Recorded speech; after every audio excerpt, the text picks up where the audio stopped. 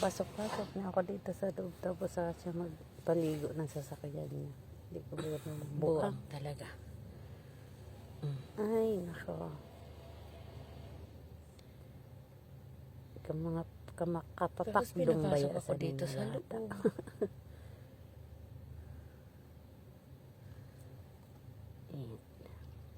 Tapos na siya.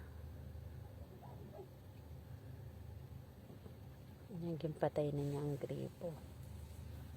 Linis namin. Alis na kami. Yan. Punta na ng Cambridge Rehabilitation Center. Tada! Sa pagkain.